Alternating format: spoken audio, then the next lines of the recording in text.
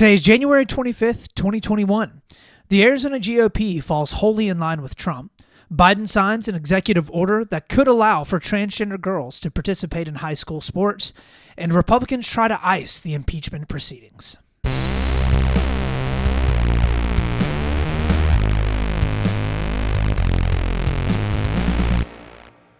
Welcome back, Split the Difference friends and Split the Difference family. We got another fantastic episode for you here today on Split the Difference podcast, hosted by yours truly, Austin Taylor. I'm serious when I say we were working tirelessly yet again to bring you all the best news and insights, looking at stuff on the left, looking at stuff at the right, trying our best to find that sweet truth that lies right there in the difference. And y'all, we done did it. We're done bringing y'all the best podcast that we have done yet, or your money back guarantee. So if you are interested in looking at all the good stuff, all the bad stuff, trying your best to be that voice in the middle that tries to push back all of the divisiveness, all that bad stuff that we're seeing right now in our world today in politics, then this is the place for you. Come along as we hop on into our first story of the day, story number 1.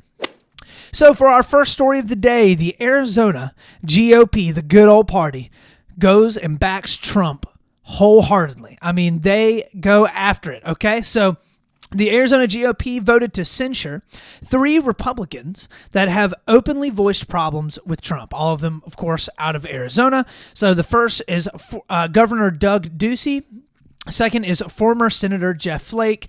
And the third is Cindy McCain, the wife of the late John McCain. So interestingly enough, the censures were openly a result of refusing to back Donald Trump. And we have to remember, okay? So we all kind of are on the same page. A censure is not actually any type of, legally problematic thing, right? Like nothing actually will happen to any of these people in any type of legal sense, right? I don't want you to get the idea that the Arizona GOP is having these people like arrested or sent to jail or something bad happening. It basically just means that the Arizona GOP is openly rebuking these people and saying that it does not fall in line with what the GOP in Arizona supposedly stands for. A great example of this is like, for example, last week, the House voted to censure Donald Trump, right? Well, nothing legally poor happened to Donald Trump as a result of that. It was basically just the House of Representatives coming out and formally saying, we denounce what you've done. So, all 3 of these Republicans are open moderates, right? And they've come out against Trump in one way or another. So Doug Ducey, the governor, enacted emergency orders that the Arizona GOP said were essentially dictatorial powers, basically. All of the orders that he emitted were pretty much in line with what the vast majority of other governors across the country have done throughout the COVID-19 pandemic, basically limiting restaurants and bars and limiting people from going out and doing a bunch of stuff, trying to keep people quarantined and kind of have a little bit of a shutdown. And you've seen that all across the country. However, if you fall wholly in line with Trump, like the Arizona GOP do, COVID is a hoax and none of it is real. So the orders that Doug Ducey did were not in any way, I don't think, out of line from what a lot of other GOP governors did. It just doesn't help push the agenda that Donald Trump was saying COVID-19 wasn't a big deal. So they censured Doug Ducey. Jeff Flake, who was a former, I believe, senator? Former senator, has long been openly opposed to Trump. So while Jeff Flake was still in office, when he was still a senator for Arizona, he caught a lot of flack from Trump because he basically came out and was like, I'm not going to support this guy on absolutely anything because Donald Trump does not represent the values of the Republican Party. If you remember way, way back, like a million years ago to 2016, there were actually a good portion of Republicans that were called the Never Trumpers, right? And this was a group of actually made up of incredibly conservative Republicans and also some moderates that were like, I am never going to get on board with Trump. He's morally reprehensible. The things that he says are absolutely awful. I'm not going to get behind this populist agenda that he wants to push. I don't want to get behind, especially a lot of the trade, that he's against free trade. He's very, very isolationist. These are not pillars of the Republican Party, and as a result, we are not going to back him. Jeff Flake was one of those Never Trumpers, always has been. He came out and formally endorsed Joe Biden going into the election. caught a ton of flack from Republicans for that, and of course from Donald Trump as well.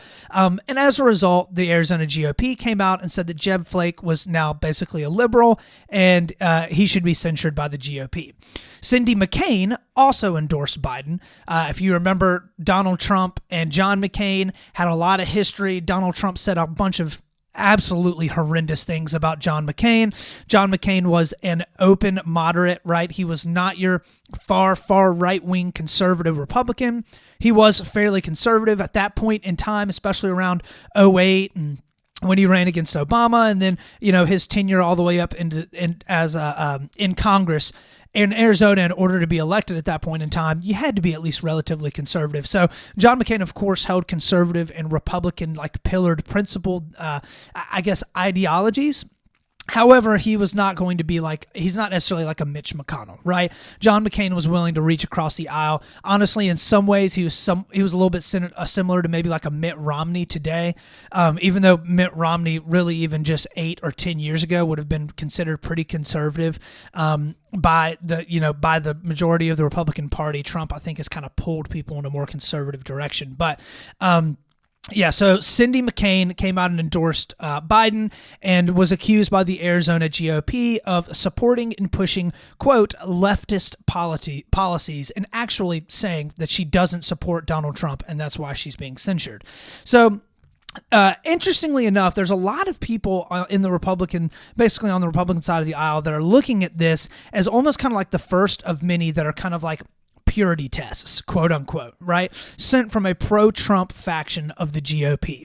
There are still many Republicans that will not give up their support of Trump, even though he's now gone, and we will get into that as well into our third story. But as time passes, I think we're really going to start to see more instances where people try to use this as a gauge of whether or not you are a true Republican. There's going to be a lot of fighting within the Republican Party to establish what the true identity of the Republican Party is going to be. As a result, you have to have some type of litmus test. Well, a lot of the pro-Trumpers want to use the litmus test that is very, very simply, did you or do you support Donald Trump? If you don't, you're not a member of the Republican Party. You're out, okay? We don't want anything to do with you. You step aside. Donald Trump is our leader. He's our hero. He's our dude. We're riding with him into the sunset, right? So all of this actually comes on the heels of, within the past week, there's been a lot of stories starting to come out that Donald Trump is thinking about and trying to culminate together a group of people to establish a third party. This new third party supposedly is going to be called the Patriot Party, okay? So the more moderate Republicans, of course, will do their best to steer clear of this, but it's going to have some pretty dramatic impacts to the party as a whole. So if you look in Arizona specifically, there's been a clear push to the left by the voting electorate. Clear. Biden won Arizona in 2020, like many of you know, flipping the state blue for the first time since 1996 when Bill Clinton did it. That is a long time. And you saw that with a couple of different states. Georgia is a great example as well. Martha McSally lost her senatorial race there as well, the Republican that was running there. So, I mean, you can see that Arizona is like really, really drifting blue, and a lot of people are looking at that, and they're saying that is 100% the fault of Donald Trump, right? He came out, he was brash, populist. The Arizona voters were not having it at all. So, many are kind of viewing this as a little bit of a potential sign of, it's kind of what to come, right? We're starting to see the beginnings of the breakup of the party that has been around since the Civil War and has won the majority of elections since then, in terms of presidential elections, right? With Republicans being censured for, quote, leftist ideology. And the criteria for that ideology being leftist is basically you don't support and you don't agree with and you aren't wholly behind Donald Trump. That is going to cause gigantic factions within the Republican Party. So all of this, of course, plays into exactly what the left want. The Democrats want to stoke these fears. They want to stoke and drive a wedge into these problems as much as possible because when the way that our electoral system is structured, for the most part, it is not really conducive to a three-party system at all, right? So if you look at other, whether it's like parliamentary systems in France or Britain or maybe just across Europe, you can start to see how like their systems and their electorate systems are structured in a way where you can have multiple parties and you can have multiple different kind of like factions of political power kind of rise up and be structured because of the way that their electoral system is set up. Ours, especially in the terms of the presidential at the federal level, the presidential level especially, is pretty much like a winner takes all type of system, right? So if you win the vote within your state, right, then that means that all of the electoral votes for that state are going to go towards you, right? Even if it's only by a couple thousand votes. So Donald Trump lost Georgia by less than 12,000 votes. All 16 of the electoral votes went to Biden.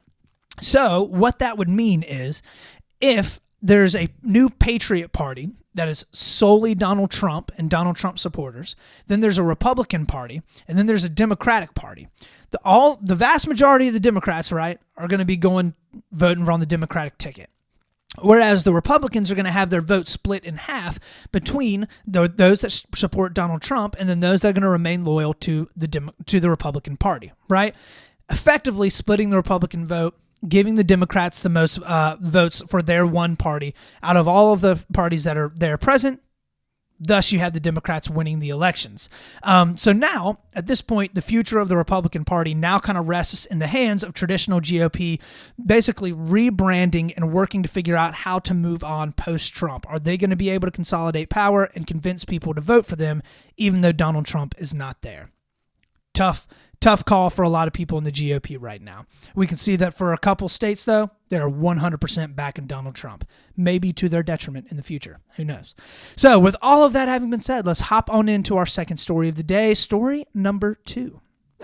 So for our second story of the day, Biden signed an executive order on basically around, it wasn't specifically on transgender athletes, but that's what caught the most attention. So last Wednesday, Biden's first day in office, he signed a flurry of executive orders. We didn't get to touch on a ton of them in our podcast last Friday because we focused mainly on the inauguration. There was a bunch of stuff in his speech that I felt like was important for us to go through.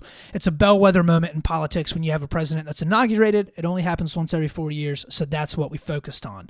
However, now it's probably important to focus on one of those executive orders because it may have some, ripple effects throughout the country. So one of the executive orders Biden signed will push public high schools to allow biological males who are transgender, so transgender females, to participate in athletic events. And it doesn't just say, it isn't just specifically about sports. It actually kind of covers a multitude of different things.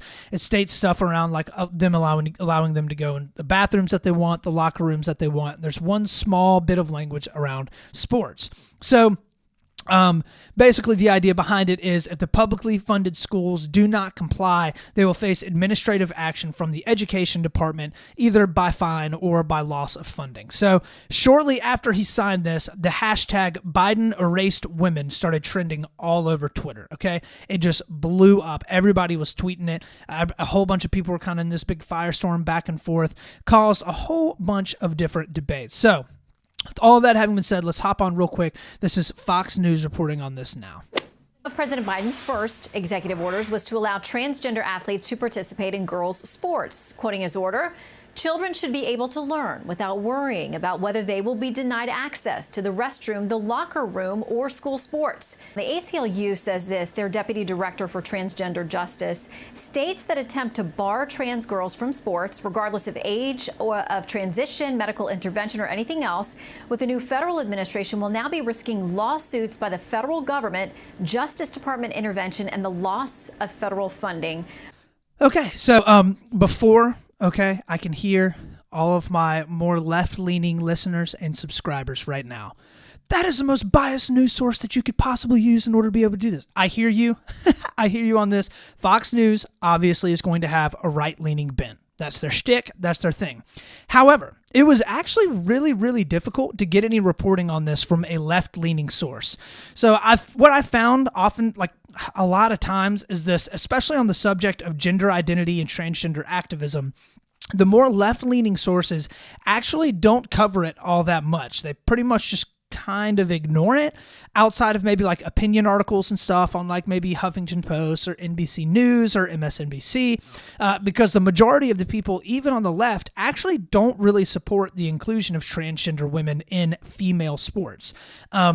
Or they just don't see it as a gigantic issue, whereas the right side of the aisle see it as a direct attack on biology and are thus much more passionate about it and probably going to talk about it a lot more. So that was why I used Fox News. Literally had a lot of trouble finding, any other stuff from any other source that was a bit more left-leaning. So anyways, with all that having been said, Biden's executive order is not specifically speaking about only high school sports. That's where a lot of the attention started to gravitate to.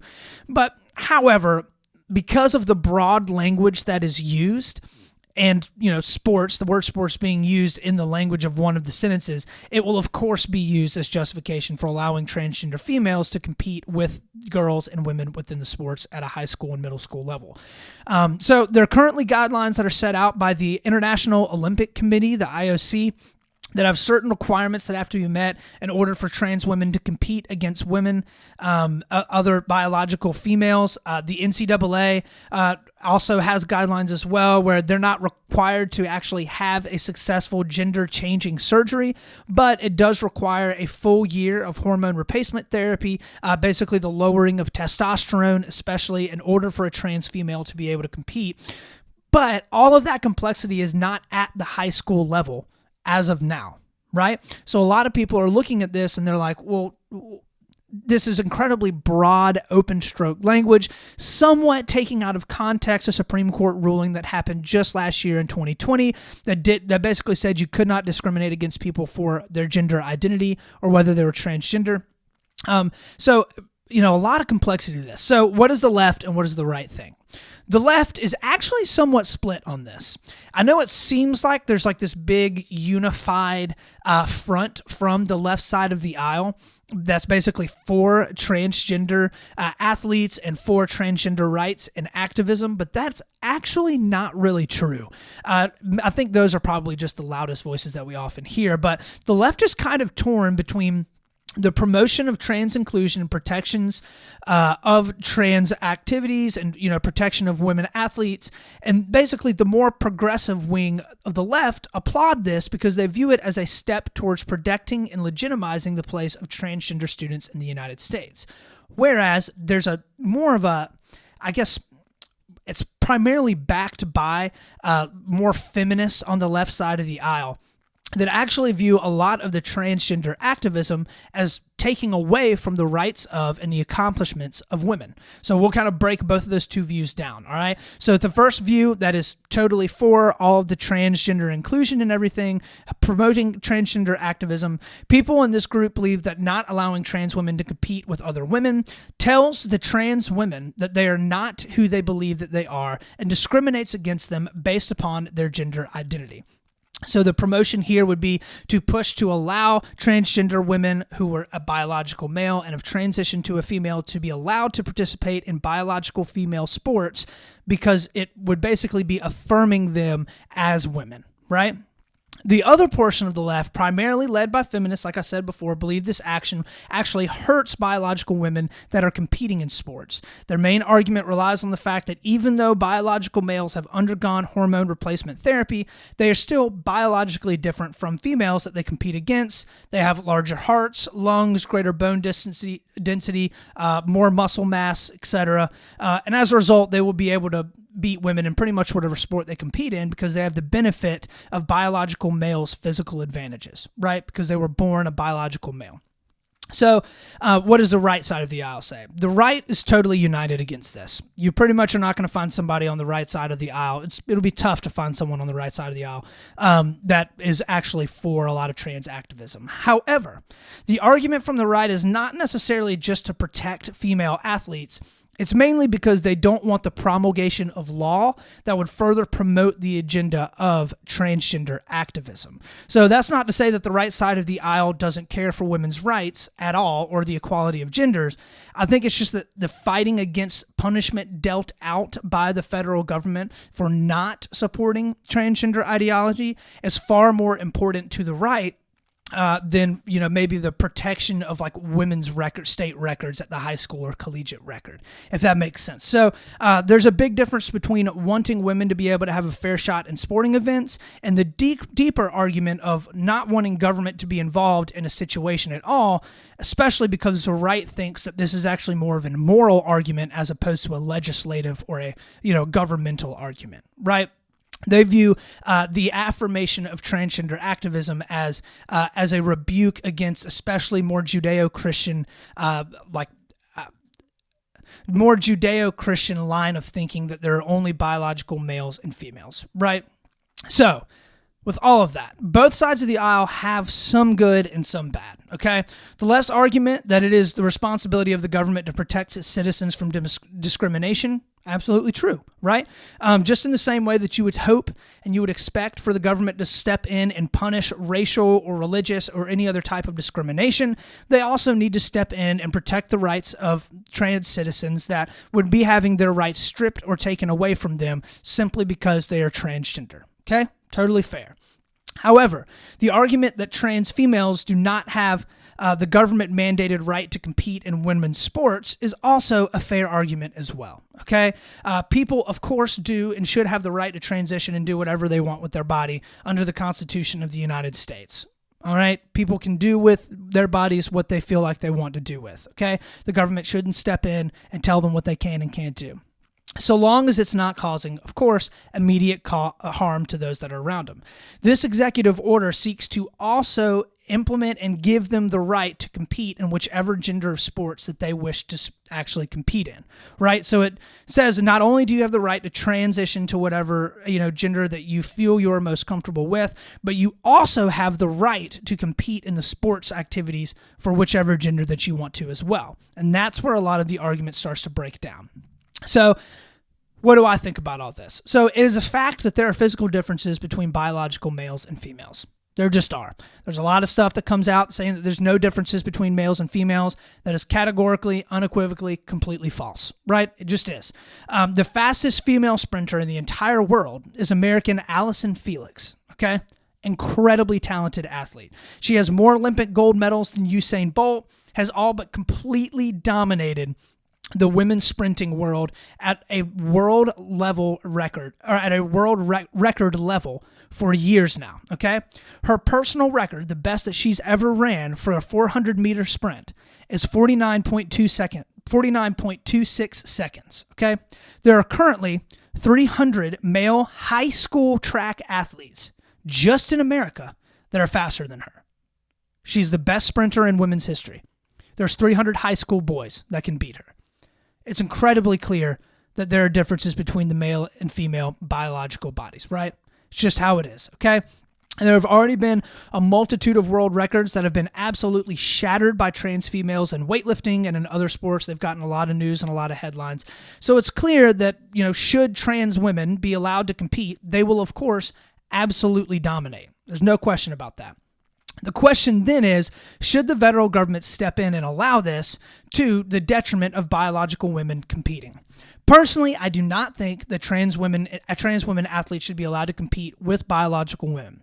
And it's not because I think that trans people don't have the right to compete. Of course they have the right to compete. I also think that they have the right to transition to whichever gender that they feel most comfortable with. It's none of my business, okay? If they want to transition. It's a free country. You can do it. But it's actually because, in my eyes, if something is truly a right for one group, then it doesn't lead to the detriment of another. So, for example, giving women the right to vote in America didn't lead to the detriment of or disenfranchisement of men voters, right? It just allowed women the right to vote because they legally should have had the right to vote.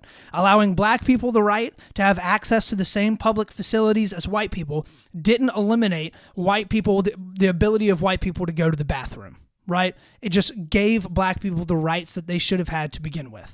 I don't see anything wrong with having transgender athletes compete against one another. There's nothing wrong with that, or if they even wanted to compete against men athletes, okay? The bar is there. They can go ahead and they can compete in whatever way that they want to. It's their right to transition. We separate men and women's sports for a reason. In the same way, I think that we separate men and women's sports. I also think that we could separate and have an entire category for transgender athletes as well. I don't see anything wrong with that. I know that it's not the perfect fix because at the end of the day, there's likely not nearly enough transgender athletes at a high school or middle school level to be able to all compete against one another. But the disenfranchising of women athletes in competing does not lead to the betterment of those female athletes, right? It actually retracts from female athletics in a lot of ways because they're competing against people that did not have the same biological framework that they did growing up, and as a result have an incredibly clear advantage over the biologically female athletes, okay? If people want to transition, that's totally up to them. They can do what they want with their bodies. However, when it starts to impede on the rights and the abilities of others to be able to do the things that they want or need to do, that's where I think we have to be able to draw the line. Obviously, some people may disagree with that. That's okay. We have our opinions. We hold them strongly. Hopefully they're somewhat educated, but at the end of the day, we can reach across the aisle and we can communicate about this effectively and cohesively and without a bunch of anger, because that's what we do here on Split the Difference podcast. So with all of that having been said, let's move on in to our last story of the day, story number 3. So we're going to go through this one a little bit quickly because we've talked about this a little bit before in the past couple podcasts, but the Republicans are basically trying to slow down, and stop the impeachment of Donald Trump in as many ways as they possibly can. So everything is gearing up for the second impeachment of Trump. They're now working on what the proceedings will look like, how it will be carried out. In order to actually convict the president in the Senate, they will have to have evidence, of course, of his wrongdoing, that Trump actually incited a riot at the Capitol. This does not hold the same legal precedent as being criminally held culpable for incitement of violence. Just want that to be totally clear. I think everyone agrees that Trump did not meet the standard to be held criminally culpable of incitement of violence. That bar is incredibly high. It just has to be something that is worthy of an impeachable offense, which has a much lower legal threshold. So, Pelosi and many of the Democrats think they have a very good case for it already, and they've got it geared up and ready to go. Let's go ahead and hop on in. This is MSNBC reporting on this just a day or so ago. This year, the whole world bore witness to the president's incitement, to the execution of his call to action, and the violence that was used. So I believe it or not, don't take part in the deliberations of preparing for the trial. That's up to the managers. But I do see a big difference between something that we all witnessed versus what information you might need to substantiate an article of impeachment based on, in large part, on a call that the president made and described as perfect.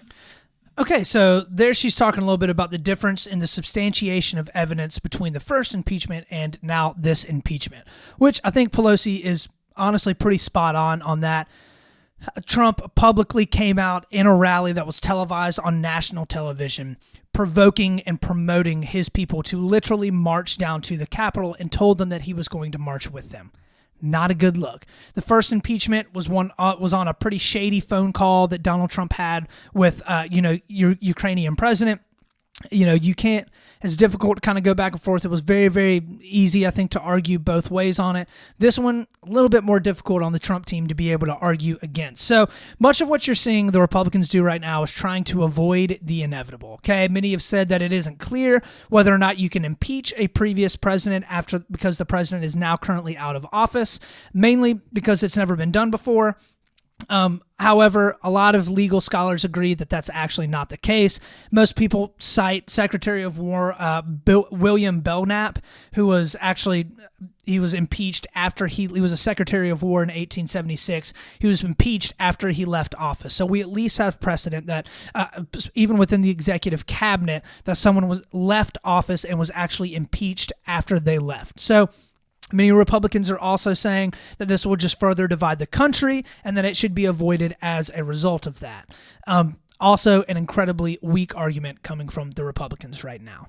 So Marco Rubio came out and said this, quote, Impeachment will make it harder to get important things done, and it's just going to continue to fuel these divisions that have paralyzed the country and have turned us into a country of people that hate each other. So they're basically taking up the argument that they just want to work hard and push ahead on compromise, which of course sounds absolutely ludicrous after these past 4 years of zero compromise and supporting a lot of the division within the country. I'm sure that Marco Rubio is super excited about getting to all of the Biden appointees and getting them put in place so that Biden can start putting together legislation that will go against just about everything Marco Rubio wants to do, right? Of course, Republicans aren't jumping up and down to start working with Joe Biden. So, a lot of these arguments the Republicans are giving don't actually hold any footing. Schumer is already planning on getting the trial ready and getting it underway, right? I think around the first week of February or so. So like we've talked through in the past, it would take 17 Republicans to vote to impeach Trump. It takes 2/3 of the Senate to actually convict. If they did impeach him, they would then decide on whether or not to bar him from holding office again. So my prediction on all of this, I think that from where it currently stands, Trump's not going to get impeached in the Senate, as the support for the Republicans just is not there, okay, as it currently stands. However, there are plenty of things that could happen over the next 2 or 3 weeks that could change absolutely all of that and kind of convince a lot of the Republicans to actually maybe they need to get Trump out of here as soon as possible. So if Trump does come out with any sort of formalized plans for creating a third party, if it's not just kind of like talk in the ether, right? If it's actually Trump coming out and saying, here's what I'm doing, here's how I'm putting the party together. We are gearing up for 2022 and 2024 to get the Patriot Party members into Congress and for me to be able to run again in 2024, I think that a lot of the Republicans will be convinced that they then need to move to actually impeach him so that they can keep him from running again. They know that if a third party were created and basically pushed by Donald Trump, without Donald Trump actually being able to run, most of the voters aren't going to vote for whatever he pushes. They're not, okay? Trump fans are fans of Trump specifically. Okay? They're not a fan of the people that Donald Trump pushes. They're not going to come out in droves to vote for somebody just because Donald Trump's like, oh, he's actually our guy. And you saw that in the case of 2020. There were plenty of people, plenty of Republicans that Donald Trump came out and campaigned for very, very hard. But they didn't come out in the droves that they did in order to actually vote for Donald Trump. So if they know that Donald Trump is not going to be able to be the head of that Patriot Party, I think if the Republicans came in and basically said, listen, you're convicted, we're impeaching you, and we're barring you from ever holding federal office again, the Patriot Party is going to dwindle out very, very quickly. But the Republican Party will still be pretty divided. If Trump just sits back, keeps his mouth shut, and lets this play out, I think he'll be fine and he probably won't be impeached. Of course, we all know what Trump really struggles with, though, keeping his mouth shut and not saying anything at all. I don't know. Maybe him not having a Twitter and a Facebook might actually work out for his favor right now. So with all of that, that is the end of our third story. Let's hop on into our last segment of the day, something that made me smile. So this past weekend, something that made me smile was I got together with a whole bunch of my guy friends and we did our quarterly Brown Water Club, okay? Brown Water Club, very, very simple. Guys get together, they have their own, everybody brings their own specific type of whiskey. It can be a scotch, it can be a bourbon, it can be a Japanese whiskey, it can be whatever type of brown, water, brown liquor that they want to bring, and we all get together and try them, sample them out, and decide which one is the best. We had a ton of fun, and I have a great recommendation for any of you bourbon lovers out there. It's a pretty expensive bottle, but one of my buddies that got it actually ended up winning for the entire weekend by a very, very large margin. It's called Whistle Pig Rye. It's a 10-year. Super, super good. Definitely go and check it out. I've had another Whistle Pig bourbon before that was also great, so can't really go wrong with them. It's about a $90 bottle, though, so a little bit expensive, but you will thoroughly enjoy it if you get it. So that's what made me smile this weekend, and I hope that you'll be able to go out and maybe try that bourbon and enjoy it as well. So with all of that having been said, that is the end of the show. Thank you for stopping by, for checking us out as always. Find me on Instagram at Split the Difference. I'm on YouTube at Split the Difference, Facebook Split the Difference, and my website splitthedifference.com. Drop me a like, a subscribe, 5-star review, share me around to all your friends and family if this is stuff that you actually enjoy and you want for me to keep going. Give me good hints on content that you enjoy and that you like, because that always helps me out a ton too, to know what you guys like to listen to. Thank you so much for stopping in. As always, y'all remember, we're going to do our best to stay level-headed. We're going to do our best to be reasonable. And, of course, we're going to split the difference. This is Austin Taylor.